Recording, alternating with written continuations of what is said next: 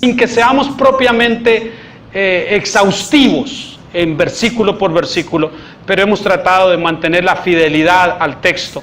Y hoy espero poder concluir esta primera epístola con los versículos que nos restan. Recuerdo haber hablado del capítulo 5 y dimos una larga disertación de los primeros 4 versículos, inclusive creo que hasta el 5. Avanzamos hasta ahí, según mis notas. ¿Usted lo recuerda?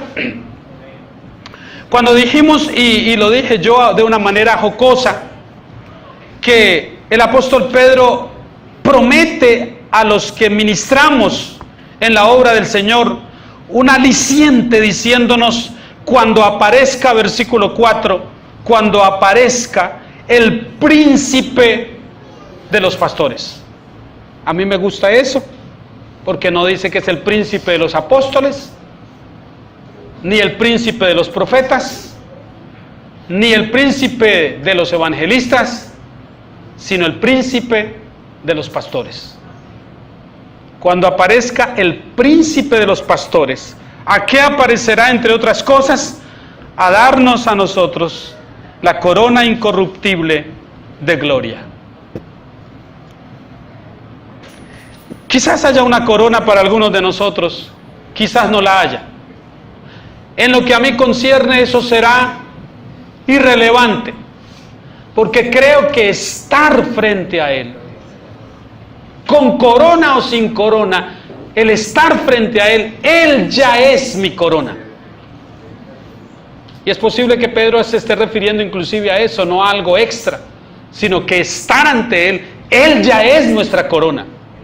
Y lo recibiremos a Él, esa es la corona. Nadie va a entrar al cielo como raspando, como quien pasa un examen raspando. No. Nadie va a entrar de esa manera, como que casi que no entra. Y bueno, dejémoslo, dice el profesor, de 3 en adelante. Era 2,9, pero bueno, 3.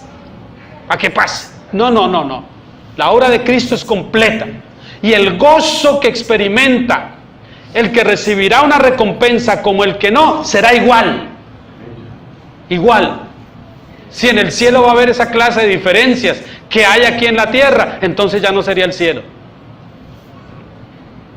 Y es muy seguro que los que no recibamos recompensa, estemos tan gozosos, no solo por el hecho de estar allí con el Señor, sino de ver que otros reciben recompensa, que se nos olvida que a nosotros no nos dieron. Y estamos gozosos con Él, porque ya no habrá ni siquiera egoísmo. Aquí reina el egoísmo. Pero a aquel le dieron y a mí no. ¿Y por qué a mí no me dan? Y eso hace que nos sintamos mal. Pero en el cielo no existe eso. Por supuesto, tratar de que nosotros pensemos con una mentalidad celestial es mucho pedir, estando todavía en este cuerpo irredento. Es mucho pedir. Luego el apóstol Pedro nos entra en un tema que igual podríamos tratarlo hoy solo, pero yo les prometo que vamos a avanzar hasta el versículo 14, donde termina la epístola. Él dice 3 cosas importantes en el versículo 6 y hasta el 8. A todos los creyentes de todo tiempo, humillaos pues bajo la poderosa mano de Dios. ¿Para qué?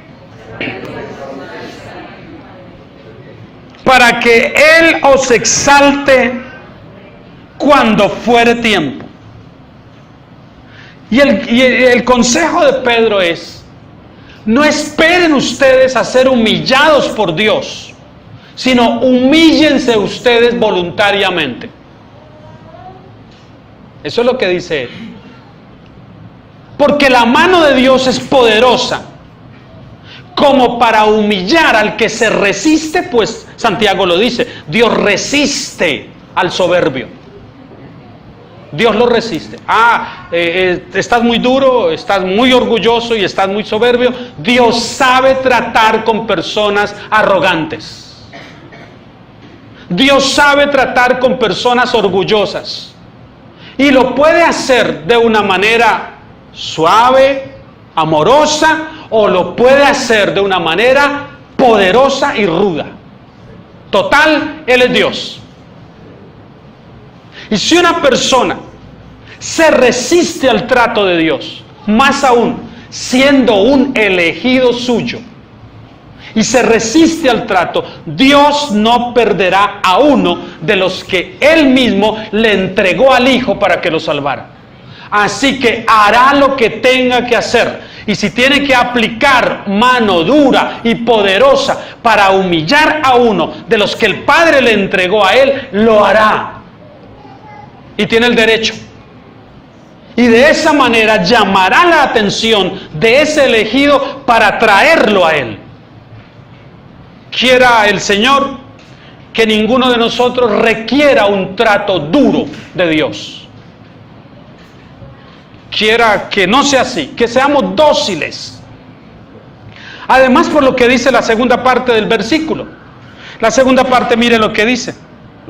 Cuando voluntariamente nos humillamos ante el Señor, porque su mano es poderosa, Él nos exalta. Él nos exalta, porque Dios exalta al humilde, pero al orgulloso lo mira de lejos. Pero al humilde Él lo exalta. Y eso se cumple, mi hermano. Por eso asegúrese usted de vivir de rodillas ante Dios para que pueda estar de pie ante los hombres. Con humildad, pero de pie. Usted no tiene por qué estar doblegado ni humillado ante seres humanos caídos. Si usted está de rodillas ante Dios, si sabe estar de rodillas ante Dios, podrá estar de pie ante los hombres con humildad, sin soberbia, sin mirarles como por debajo, no. Exaltado por la gracia de Dios, lo que una persona así debe tener es humildad. Por eso el apóstol introduce aquí la parte de humildad, porque a muchos de nosotros Dios nos dará responsabilidades. Nos permitirá, mire, aquí hay jovencitos, hay niños muy tiernos, que seguramente usted y yo ignoramos en quiénes se convertirán ellos. Pero Dios sí ya lo sabe. Porque Dios no es como Maduro, Dios sí en efecto vive en el presente eterno. Él sí viajó al futuro y ya supo lo que pasó con cada uno de nosotros. El pobre Maduro fue que se comió los frijoles sancochados y por eso habló como habló, sin ninguna sensatez. Con Dios no es así. Él ya vio el futuro y Él vio en quiénes se convertirían cada uno de estos pequeños que tanto queremos en nuestra iglesia. Él ya vio quiénes serían ellos. Y posiblemente yo estoy hablando aquí a jóvenes que tendrán muchísima responsabilidad para con otros. Pero acuérdense, niños y jóvenes, inclusive jóvenes que hoy, adolescentes, que están pasándola muy duro, que están pasando muchas privaciones, muchas necesidades. Recuerden que no va a ser para siempre así. Y que un día el Dios al que ustedes temen va a darles el honor, el privilegio de alcanzar lugares de importancia. Y cuando eso suceda, no se olviden de Dios. Porque fue Él el que les permitió llegar a ese lugar. Así que acuérdense. Porque en el momento que lo olviden, si son elegidos de Dios, y de hecho lo son, entonces Él tendrá que aplicar su mano dura. Y la mano dura de Dios, los que la hemos probado, sabemos lo que significa. David, no queriendo esto, cuando habla con el Señor y el Señor lo pone allí y le dice, bueno, ¿qué quieres? Fallaste en esto, mi amigo. ¿Quieres que te entregue al juicio de los hombres o me encargo yo del asunto?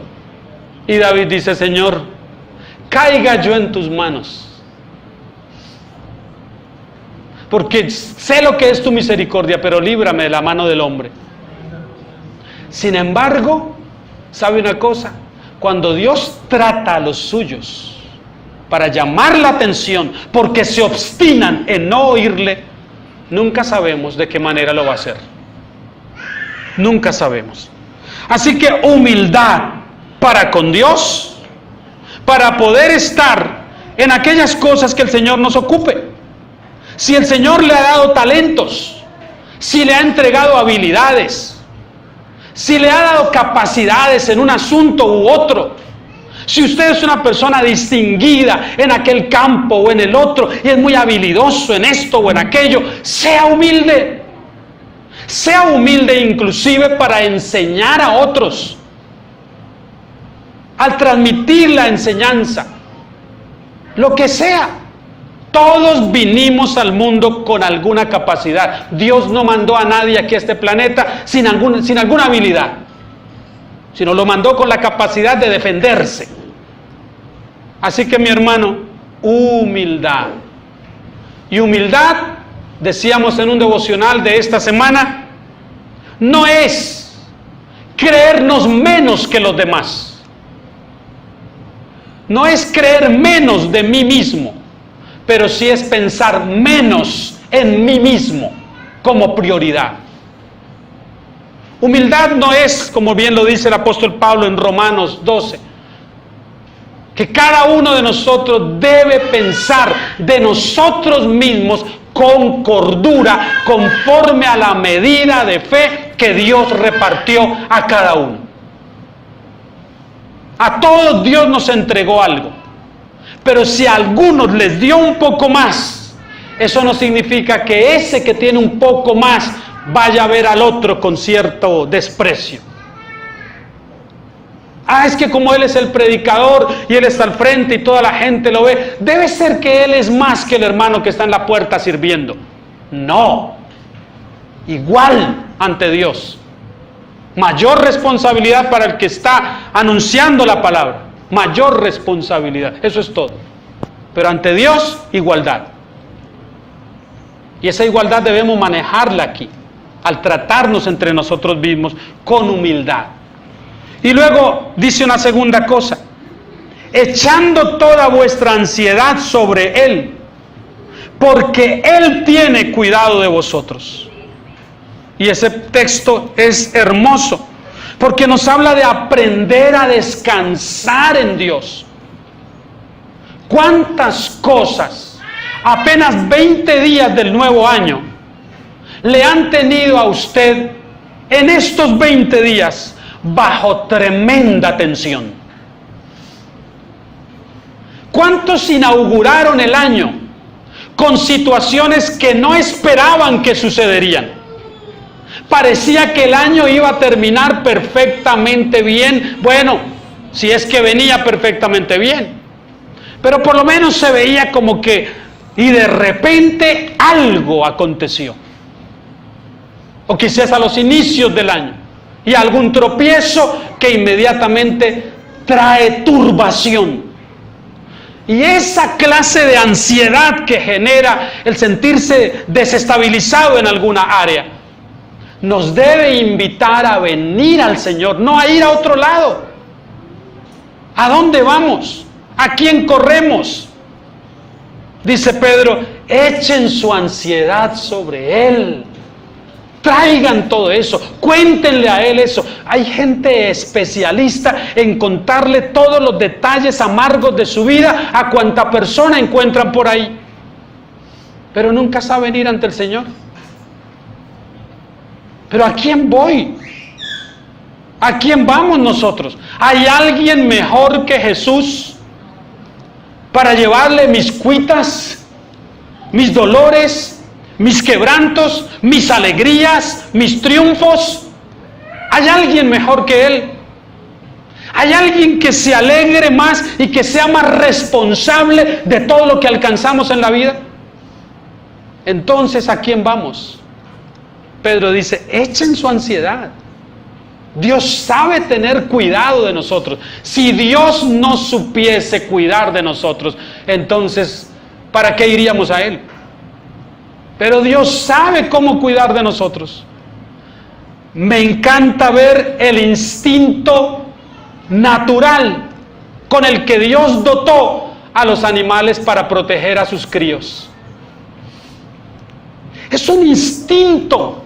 ante el mínimo amague de lluvia, las gallinas inmediatamente extienden sus alas y sus polluelitos corren a resguardarse bajo esas alas. Y la figura es hermosa porque el Señor mismo la utiliza. Que Él quiere juntarnos como polluelos para darnos su seguridad. Y no sé si usted ha estado en una noche o en una tormenta. Yo me he calado más de una en algunos lugares. Tormentas tropicales, que siente uno hasta miedo. Una ocasión estando mar adentro y en una barca, y eso es impresionante, que a medianoche casi. Lo único que me dio fue mareo hasta más no poder. Pero impresionante el miedo que se apodera de uno, el terror que uno siente. Y estar ante una tormenta como estas, pero de pronto comenzar a ver que todo se calma y como que está uno bajo una cobertura especial, un paraguas que lo protege. El agua va para allá y va para allá, pero usted está seguro, caramba, encontré un refugio. Hay un refugio para nosotros. Los salmos están llenos de figuras en donde dice que Dios es nuestra fortaleza, que es nuestro castillo, que es nuestro amparo, que es nuestro refugio. Ese es Dios para nosotros. Por eso, mi hermano, ante lo que sea que le signifique ansiedad, desestabilidad, tropiezo, corra al Señor, no vaya a otro lado. Hay el psicólogo. No hay nada que el psicólogo pueda hacer si el Señor no lo hace. Nada, mi hermano. Primero Dios, primero Él. Toda ansiedad, todo lo que signifique ansiedad. La razón por qué Él nos dice que la traigamos es porque Él tiene cuidado de nosotros. Y no hay que estarle diciendo. Él sabe. Dice en los evangelios que el Señor sabe exactamente de qué cosas tenemos nosotros necesidad, antes de que se las pidamos. Sabe exactamente lo que requerimos, exactamente. Y no siempre nos da exactamente lo que nosotros queremos, pero sí lo que necesitamos. Porque al fin y al cabo en su palabra está la promesa de que Él suplirá nuestras necesidades, no nuestros caprichos, pero sí nuestras necesidades. Sed sobrios y velad. Son tres cosas que dicen: humillación, tranquilidad en la ansiedad y sobriedad y vigilancia. ¿Por qué? ¿Por qué nos habla de sobriedad y de vigilancia? Porque el adversario, el diablo, como león rugiente, anda buscando a quien devorar. Entonces lo mejor que podemos hacer es comprarnos todos los libros de guerra espiritual que conozcamos. Es ir a todas las charlas y conferencias sobre guerra espiritual. Es comenzar a ver toda la baratija de Ana Méndez y sus secuaces. No. Aquí está lo que debemos hacer nosotros. Es madrugar a las 5 de la mañana porque vino el apóstol fulanito que nos pone a recorrer las calles a las 5 en punto de la mañana, porque según él a esa hora es que el diablo sale por ahí a rondear las almas que se descuidan. ¿En serio? ¿De dónde sacan eso? Si yo he visto un abuso en las doctrinas bíblicas, es precisamente en el tema de la guerra espiritual. ¡Cuánto abuso! ¡Cuánta manipulación! ¿Sabe qué es lo peor? Que esa clase de abuso y mala información hace cautivas a las personas de eso. Los embolata más, los envuelve más en un error, en un engaño. No desconocemos las estrategias del enemigo. No las subestimamos.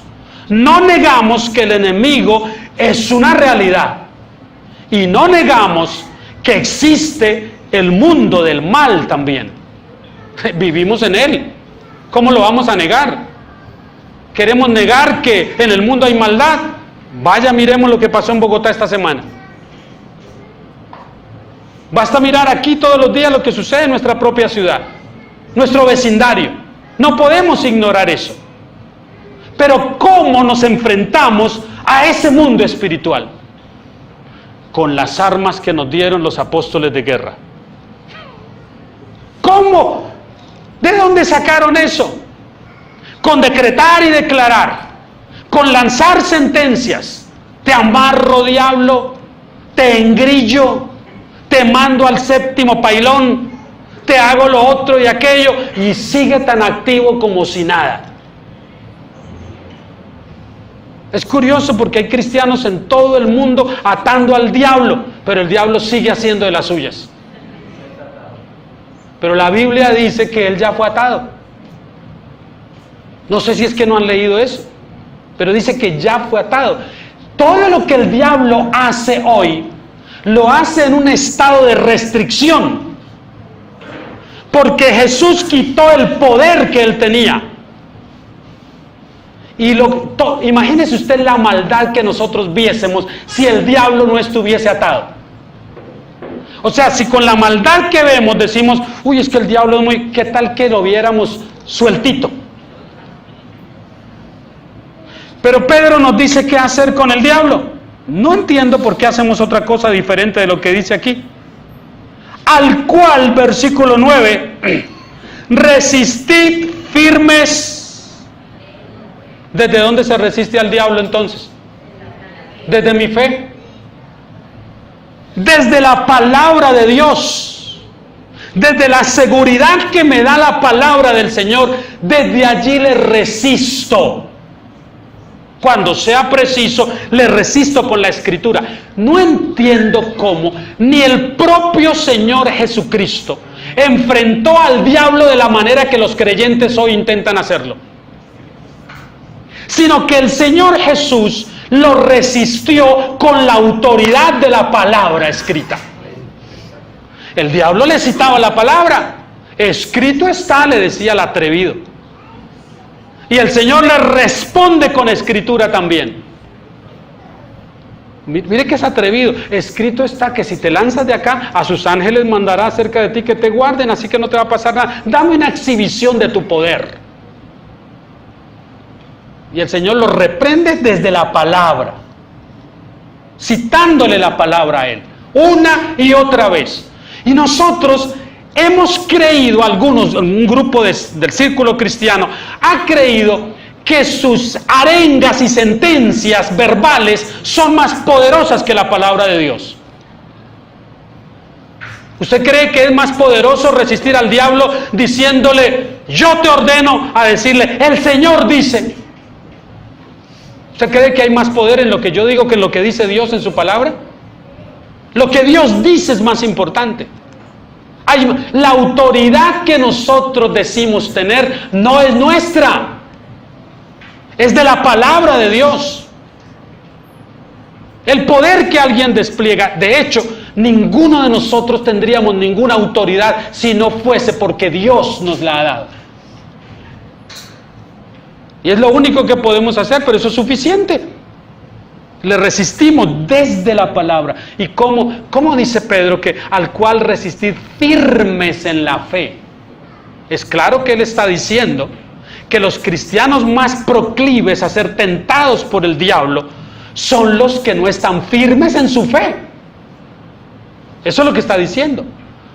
Los débiles, los que no escudriñan la palabra, los que no conocen, los que no se rodean de otros hermanos, los que no tienen comunión con Dios, están más expuestos que cualquiera otro. Y él dice que lo resistimos estando firmes. Y es que una cosa es que venga una ola contra una casa de pura construida con hojarasca y con paja y con elementos muy fáciles de mover. Y una ola viene y arrastra ese pobre rancho y no quedó nada. Pero otra cosa es que venga contra una casa plantada sobre una piedra y edificada sobre piedras y cuidada y protegida, que venga la ola. Tiene que venir un tsunami muy enorme para que la arrastre. Y el que está firme, arraigado en la palabra de Dios, no es una persona que con facilidad el diablo va a poder venir. Sí le va a tentar, pero no va a poder arrastrarle. Menos que creer aquello de que algún espíritu puede poseer a uno que está poseído por el Espíritu de Dios. Tal contradicción no puede ser concebida en uno que está firme en Cristo. Si yo estoy firme en Cristo porque Él me da esa firmeza, porque Él me salvó, porque me hizo una nueva criatura, si estoy firme en Él, ¿puede venir un espíritu inmundo a poseer mi vida? ¿Es más poderoso un espíritu del diablo para venir y desalojar al Espíritu Santo y habitar en mí? Por Dios, ¿de dónde sacan eso? No es de la Escritura, porque claro es en la Escritura que si el Espíritu Santo está en nosotros, entonces no hay ningún espíritu que venga por ahí para perturbarnos. Durante mucho tiempo yo también creí, como muchos de la mayoría, y casi que le dábamos culto al diablo. Pasábamos una gran parte del culto hablando del diablo, comenzábamos el culto pidiéndole al Señor que hiciera limpieza del lugar y que desalojara todo espíritu y esto y lo otro y aquello, y ocupábamos gran parte del tiempo en eso. Y luego venía la administración para liberar también a los cristianos que estaban oprimidos por el diablo. Y no solo oprimidos, sino poseídos, lo que es peor. Tiempo valioso y tiempo glorioso para haber exaltado al Señor, para haber escudriñado la palabra, fue desperdiciado dándole culto al diablo. Y él feliz, aquí los tengo entretenidos. Y de pronto, para completar y que no se diera la finalidad de presentar la palabra del Señor, entonces comenzaba un show por ahí con alguien que se le rebotaba un diablo. Y toda la iglesia entretenida entonces con él, a ver qué está pasando con el endemoniado. Y hermanos saben que traía la palabra, iba a predicar, pero aquí hay una administración y toca ocuparnos de eso. Magnífico, y el diablo sonriendo. Aquí los tengo atrapados, ahora los entretengo con este aquí, que lo liberen, que no lo liberan, que lo soltaron, que no lo soltaron, que para dónde me voy, que si para los cerdos o para dónde. Y se nos fue el tiempo, y al final el predicador llegaba inclusive a la desfachatez de decir: yo tenía una palabra preparada, pero ya el tiempo no da porque la administración... Oh, magnífico, el diablo se salió con la suya. ¿Sabe? El domingo siguiente no se levanta ese hermano, se levantan 2 o 3. Eso no es una iglesia. Eso no es una iglesia. Eso no es un lugar donde Dios se mueve. Y la gente estaba tan engañada que cuando salían diciendo: qué culto maravilloso tuvimos, ¿no? Hubo 3 liberaciones. A los 2 días están igual de poseídos. Y lo peor, no hay ninguna transformación en las vidas de esas personas. Si eran mal geniados, siguen siendo mal geniados un poquitico más. Si eran groseros, siguen siendo igual groseros y patanes. Pero no que fueron liberados. ¿Sabe cuál es el problema con eso? Que estamos tratando con personas que ni siquiera han nacido de nuevo. Y los estamos tratando como si fueran creyentes. Si alguien dice ser creyente y está endemoniado, no es un creyente. No es un cristiano.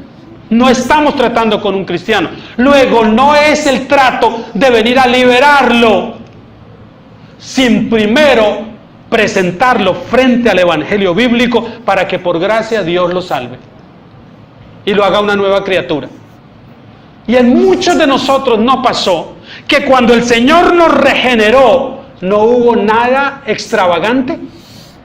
Usted no puede creer lo que se ha puesto de moda unos años atrás. Ya está pasando un poco en algunos escenarios, pero en otros se promueve todavía. Los cristianos que hacían la oración de fe eran pasados por una sesión especial inclusive, en donde tenían, es que me da hasta risa la ignorancia, para esa sesión les pedían llevar papel periódico. No, usted no me diga que no había oído, porque eso hasta hoy lo hace una reconocidísima iglesia de G12 y su fundador César Castellanos. Y aquí va a quedar en YouTube, sí señor César Castellanos, todavía hace eso que no es bíblico. Y tiene la iglesia más grande en Bogotá. Pero todo lo que hacen son prácticas extra bíblicas. No tienen nada que ver con la Biblia. Traigan por favor su rollo de papel periódico, que viene el tiempo de liberación después de la conversión. Ya llegaba la gente a la sesión de liberación con su papel periódico. ¿Para qué? Porque tenían que vomitar durante el tiempo de la administración. Y los demonios salían a través de eso. Repugnante, degradante. ¿Y usted cree que miles y millones de personas en el mundo se creyeron eso? Y lo hacían. Y lo hacían. Yo estuve en un evento en Venezuela donde un muchacho locato de esos que preparan en esas iglesias así rapidito, él se convirtió y él era un drogadicto y ahora ya está liberado y ya pasó por todos los seminarios. Él tuvo el preencuentro, el encuentro, el posencuentro, el paraencuentro, él tuvo todo eso. Y entonces ya está preparado y allá lo llevaron a un seminario. Yo estaba hospedado en esa casa, en ese lugar, en Venezuela. Y una casa finca grandísima, yo estaba ahí y prestaron el lugar para que esa iglesia llegara a hacer bulla esa noche ahí. Y comenzó aquel muchacho. Sirvieron la comida primero y después de la comida y todo, entonces los llamaron a la sesión de liberación. Y yo ya estaba pensando, ¿qué es esto? Yo había oído del asunto, pero no había estado presencialmente. ¿Qué es esto? Acaban de comer. Y ahora viene la liberación. Es repugnante. Yo tuve que irme lejos, porque por 2 días no pude ni quise comer, de la repugnancia que me dio el espectáculo inicial que comencé a ver. Acaban de comer y está el hiperministro diciéndoles, instándoles, ahora vomite, ahora vomite, ahora. Y allá botaron todos los espaguetis todos. Y ya, listo. Y una vez que todos quedaron liberados, ahora comenzó a despojarlos entonces de su celular y sus cadenitas y sus cositas, porque ahora siembren en el reino. Por Dios. Vi 10 minutos de ese espectáculo que es diabólico, que no tiene nada de Dios. 10 minutos máximo. Y miraba yo al pastor que invitó a ese hombre. Yo no era un invitado, yo estaba hospedado en esa casa porque el dueño de esa propiedad era un amigo mío. Yo estaba hospedado por unos días ahí y él la prestó para esa iglesia esa noche. Y yo miraba al pastor a ver si él era capaz de pararse, a detener esa cantidad de cosas inmundas que estaban sucediendo allí. No, él entró en la onda también. Y al rato le estaba boleando un pañito a todo el mundo y con el pañito que boleaba todos quedaban liberados. ¿De dónde es esto? Al otro día mi amigo me preguntó, mire pastor, ¿y cómo le fue anoche con el asunto? Le digo, ¿eso era una reunión satánica o qué era eso? Uy pastor, no hable así, me dijo él. Uy, no diga. Pues eso parecía más a un culto diabólico que cualquier otra cosa. Eso fue hace 15 años atrás. Hoy en día me atrevo a decir con mayor razón que en lo que estuve fue yo en una sesión satánica y nada más. En donde las emociones de las personas, en donde se abusa de la necesidad y de la inocencia de muchas personas, de la ingenuidad de otros, y se les guía de una manera equivocada, errónea. Gloria a Dios por lo que está pasando hoy. Gloria a Dios por cómo el Señor está abriendo los ojos y está levantando personas en todos los lugares del mundo. Y nos está obligando a volver a la palabra, al evangelio bíblico, y a presentarlo tal cual es. Y a muchos no les gusta, pero es que no es para que les guste. El evangelio no se predica para que le guste a alguien. No, el evangelio se predica y Dios salvará a los que Él tiene determinado salvar y punto. Y nosotros habremos cumplido. Algunos de ustedes, porque yo los veo por ahí a menudo en Facebook, muy activos, eso está bien, pero pase más tiempo con la Biblia y esto que con el Facebook. Algunos de ustedes ven a menudo algunas enseñanzas de unos pastores y eso está bien, y yo veo que las comparten y eso está bien. Esta semana me puse a ver a uno de esos pastores que algunos comparten, y comparto perfectamente todo lo que este hombre enseña. El español Juan Manuel Vaz, magnífico, lo comparto todo. Pero si yo predicara en este lugar como ese hombre predica, les garantizo que el próximo domingo tendríamos 10 personas a lo sumo aquí.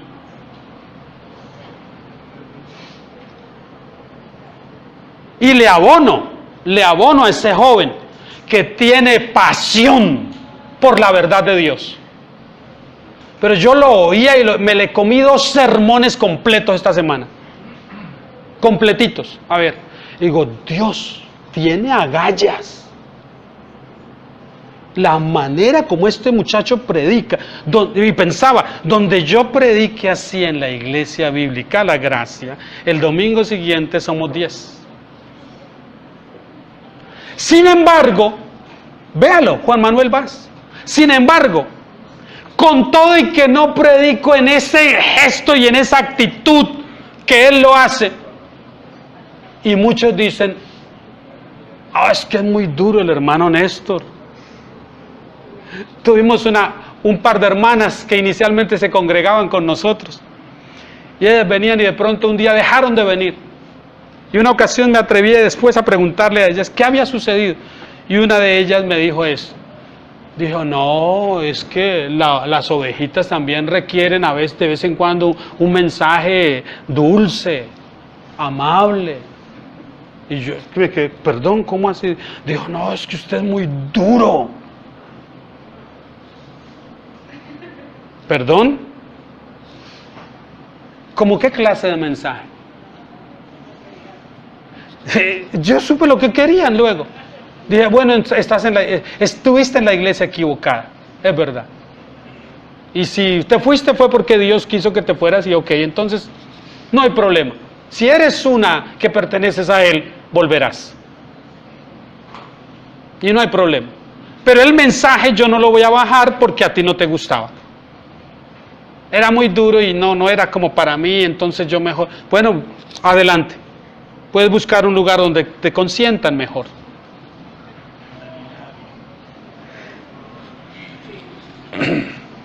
Sí hay que estar sobrios, y estar sobrios es lo contrario de estar ebrios. Hay que estar vigilantes, sí, pero esa vigilancia la hacemos desde la palabra. Usted tiene la autonomía y tiene la autoridad, mi hermano, para que todo lo que usted escucha y lo que ve a través de los medios los pase por el filtro de la palabra de Dios. Usted debe hacer eso con lo que yo estoy diciendo aquí. Usted debe pasar cada palabra de lo que yo estoy diciendo por el filtro de la palabra del Señor. Y si algo no está acorde a la palabra del Señor, usted tiene todo el derecho de venir a mí y decírmelo. Pastor, mire, yo le escuché decir aquello, no sé, quizás no entendí bien, o qué fue lo que usted quiso decir realmente con esto, que quedé algo confundido ahí. Usted tiene el derecho de hacerlo. No coma entero. No, pero es que lo dijo el apóstol fulanito. Ayer recibí uno de esos mensajes reenviados que mandan, que los examino tanto, porque cuando son reenviados, mucha gente no revisa qué es lo que está reenviando. Y cuando llega a mí muchas veces hasta ahí para, porque no lo reenvío a nadie más. Y entonces un amigo de Bogotá, hermano, y me manda ahí un mensaje, y la que habla es una mujer, y dice, por favor, hermanos, oremos por el profeta fulanito, que es que el apóstol sutanito le dijo que si el profeta no le decía, entonces le dijeron, y lo secuestraron, y lo robaron, y está malherido, está en la clínica tal, pero es el apóstol y el profeta.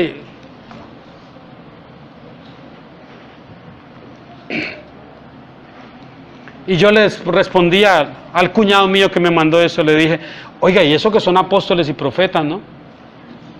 Y mire todo lo que están pasando. Esto hay una confusión. ¿De dónde acá son apóstoles y profetas? Le preguntaba yo a él.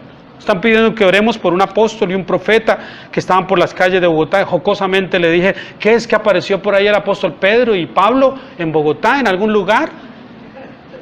¿Están por ahí en alguna parte? Dice, ¿por qué? ¿Cómo hace? Pues se me está diciendo que eran apóstoles y profetas. Yo no reconozco sino como apóstol a los apóstoles de la Escritura.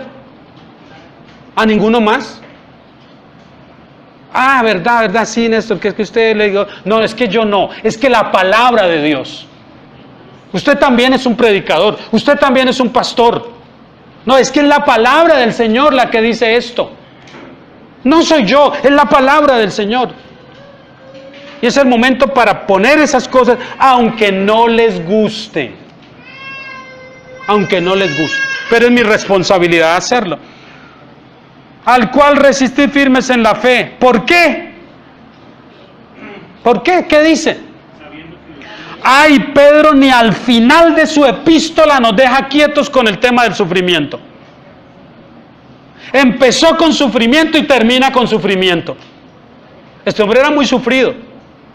Dice, sabiendo que los mismos padecimientos se van cumpliendo, ¿en quiénes?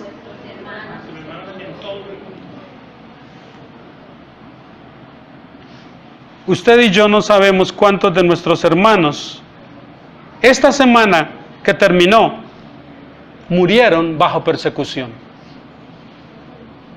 Pero murieron muchos.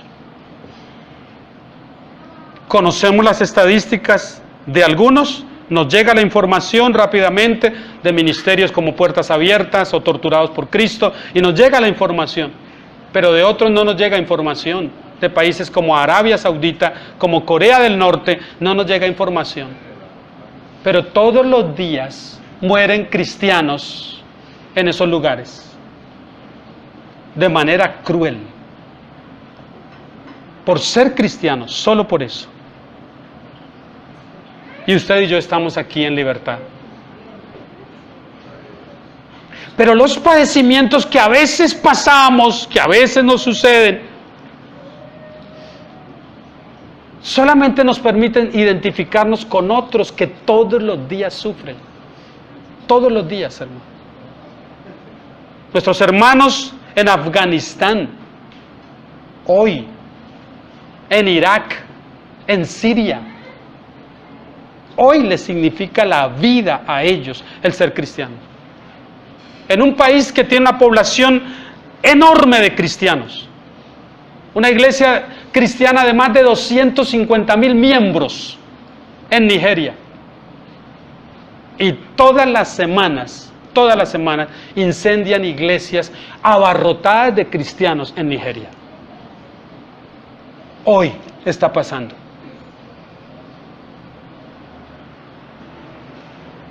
Pedro dice, cuando eso sucede, debemos saber que todos los cristianos en el mundo, de una manera u otra, pasan por persecución.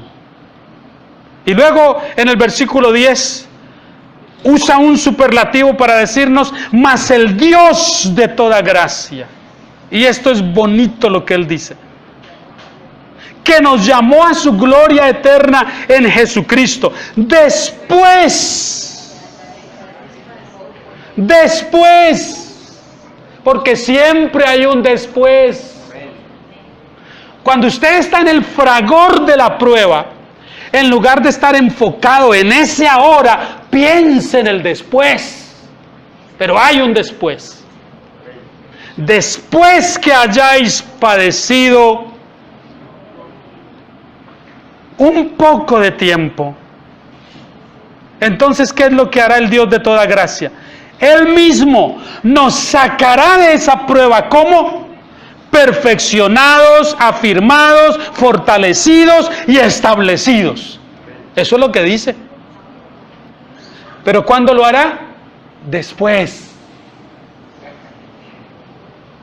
Ay, ¿no podría ser sin la prueba? ¿No habría una manera de negociar que sea como un atajo por ahí más rápido para llegar? No hay atajos. Por eso es que la vida cristiana que ofrecen en muchos lugares hoy es una panacea peligrosa,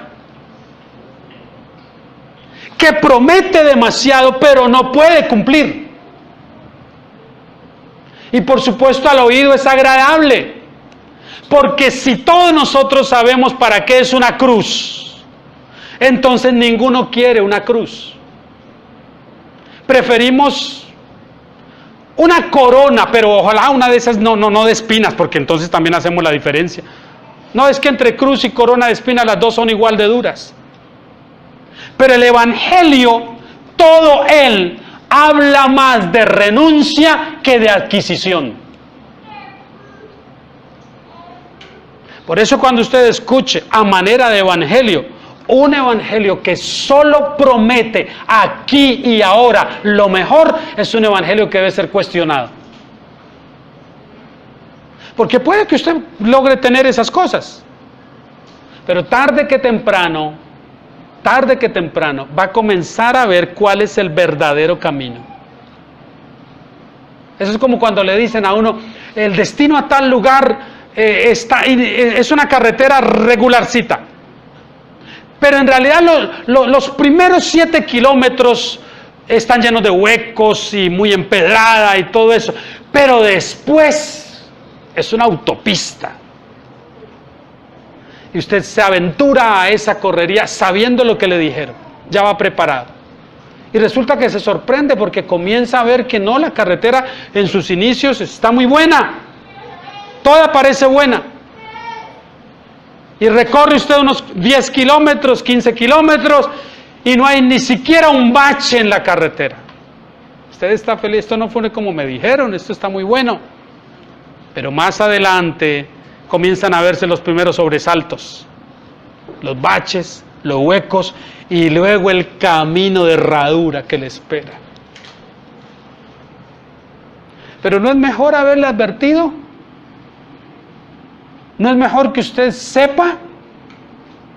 ¿O prefiere que le hubieran dicho, no, es una autopista de 4 carriles? Y usted encuentra que es una trocha. ¿Qué prefiere? Si me dan la oportunidad, yo prefiero entonces que me digan la verdad. Y la verdad está en la palabra de Dios. Y Jesús mismo fue el que dijo que esto no sería fácil. Así que cuando escuchamos a Pedro decir de padecimientos y de sufrimiento, él no está diciendo nada nuevo. Él está diciendo algo que todos ellos experimentaron y que Jesús mismo anunció. Pero para nosotros es como, no.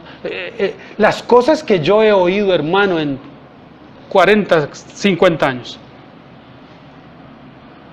Yo he escuchado cosas que usted no las creería. Cosas como que un cristiano jamás se enfermará. Yo lo he escuchado.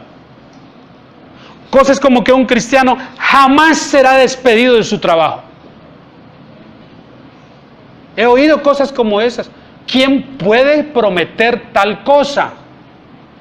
Ciertamente el Dios de la Biblia no promete tal cosa. Pero hombres sin Dios se atreven a prometer cosas como esas. Por supuesto son cosas que ellos no pueden cumplir. Lo que hacen con esto es frustrar a las personas, porque cuando nos ceñimos a lo que el mensaje nos enseña, yo prefiero lo que la palabra dice. La palabra me dice, ustedes van a ser probados, ustedes van a tener aflicción, ustedes van a tener padecimientos, ustedes van a saber lo que es el sufrimiento, ustedes van a pasar por todo eso, pero confíen. Después que hayan pasado por ahí, ustedes van a salir de allí, ¿cómo? perfeccionados, afirmados, fortalecidos y establecidos. Es mejor así, no al contrario. Es mejor que no nos prometan que estaremos afirmados, fortalecidos, perfeccionados y establecidos, y cuando viene la prueba no tenemos nada de esto. Es mejor que nos digan la verdad. Sí, en el mundo tendrán aflicción. Jesús lo dijo. Pero yo he vencido al mundo. Confíen, yo estaré con ustedes. Yo caminaré con ustedes por la trocha. Yo estaré en medio del sufrimiento, y cuando las lágrimas no puedan contenerse, yo estaré con ustedes ahí. Eso es mucho mejor. Y no que me prometan cosas que no pueden cumplir. Por esa razón, en el versículo 11, Pedro dice: ¿qué se le puede dar a un Dios como este? Sino la gloria y reconocer que de Él es el imperio por los siglos de los siglos. A un Dios así, solo podemos alabarlo y exaltarlo. Y vuelvo y digo lo que en otras ocasiones usted me ha oído. Es que Dios sí sabe que las mejores lecciones en la vida las aprendemos en la adversidad. ¿Que no es curioso eso? No aprendemos tantas cosas buenas en la vida en las buenas situaciones, sino en las malas. Nadie está casi diciendo: mire, cuando yo tenía tanto dinero y esto y lo otro, yo aprendí tal. Casi nadie dice eso. Pero ¿cuántas veces oímos personas decir: cuando perdí mi casa, cuando me quedé sin empleo, cuando me diagnosticaron tal enfermedad, esto y aquello fue lo que aprendí de eso? Qué curioso, ¿no? Que es en las pruebas, en las cosas duras, que aprendemos las mejores cosas, mientras que en las situaciones buenas nos dedicamos ¿a qué? A gozarlo y nada más. Los versículos 12 al 14 son simplemente la despedida. Ya cuando se está despidiendo Pedro, y entonces le dice a los hermanos: por conducto de Silvano, a quien tengo por hermano fiel, os he escrito brevemente, son solo 5 capítulos, amonestándoos y testificando que por eso no dejo por fuera la despedida, tengo que incluirla, que esta es la verdadera gracia de Dios en la cual estáis.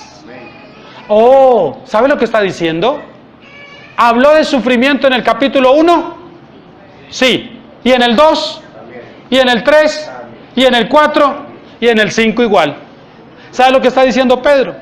La gracia de Dios tiene que ver también con el sufrimiento. Con eso concluye. Él dice: y les afirmo que esta es la verdadera gracia de Dios, la que nos pasa también por el sufrimiento. Si alguien pensó que llegó a la iglesia de la gracia y aquí ya no hay sufrimiento, se equivocó. La gracia también incluye esto. Eso es lo que está diciendo Pedro. Incluye esto. Y termina con la despedida a la iglesia que está en Babilonia. Algunos tienen una discusión allí de si Pedro estaba en la Babilonia de antes o si era una figura que usaba para referirse a Roma. La verdad, para mí eso es irrelevante. Si él estaba en Babilonia, no se ponen de acuerdo los estudiosos en esto, o si estaba usando la palabra de manera figurada para referirse a Roma como Babilonia, porque era una época en la que los cristianos se referían así a Roma, no lo sabemos. Pero él dice: la iglesia que está en Babilonia, elegida juntamente con vosotros. Si es que era la Babilonia del antiguo Nabucodonosor, o si era Roma, lo cierto es que allí había una comunidad de creyentes. Y eso es lo importante.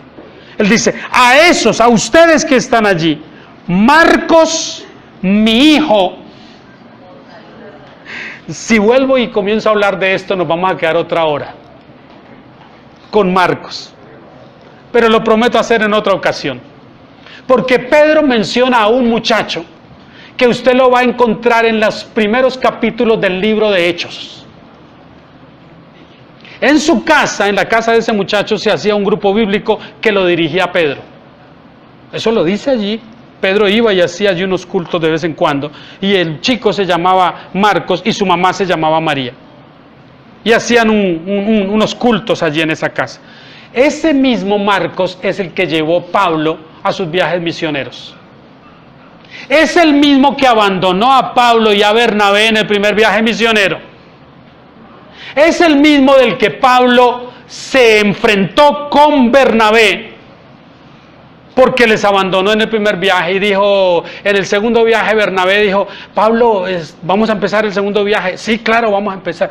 Yo quiero llevar a Marcos, dijo Bernabé. Y Pablo dijo, no,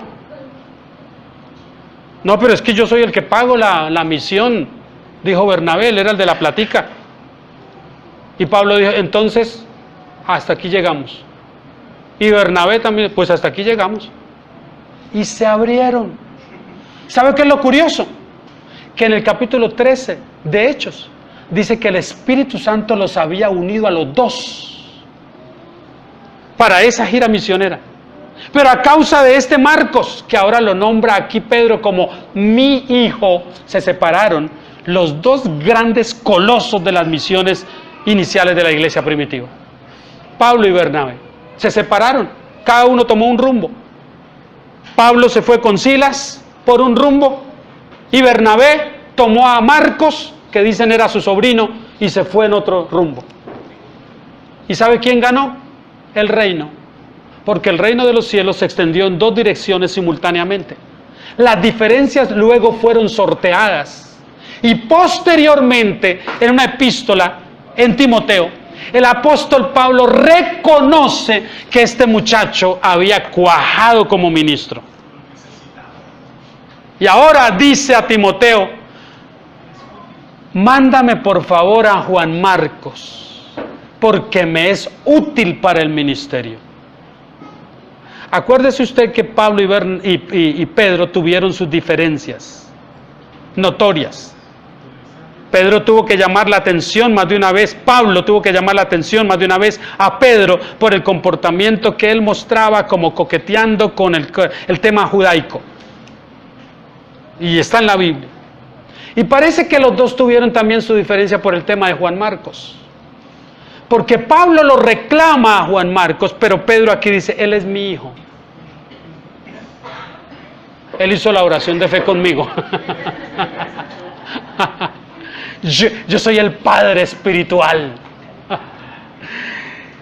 Bonito el tema porque dice, mi hijo Juan Marcos los saluda. Estaba con él. Y Pedro ya era un anciano. Pero lo que nos dice es que ese muchacho que inicialmente les abandonó, después el Señor lo agarró y lo enderezó y terminó como ministro cuajado. La tentación es de meterme en... No, ya, calla. Saludaos unos a otros con ósculo de amor. Esto era un beso fraternal que se daban los hermanos. Paz sea con todos vosotros los que estáis en Jesucristo. Eso es lo que yo le digo a ustedes esta mañana. Paz sea con cada uno de ustedes en Jesucristo. Yo fui edificado con Primera de Pedro.